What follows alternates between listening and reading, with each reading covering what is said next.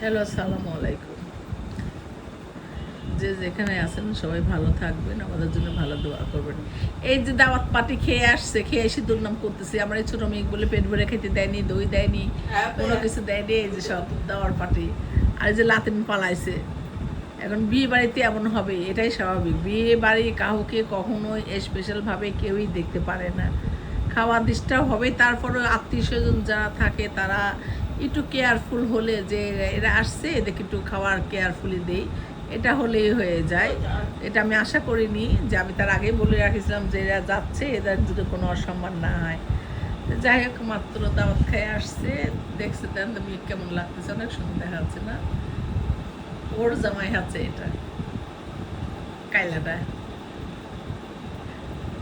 দেখেন তো কে বেশি সুন্দর? আমার মেয়ে বেশি সুন্দর, রাইট? হ্যাঁ হ্যাঁ, আমার মেয়ে বেশি সুন্দর না? তো ঠিক আছে।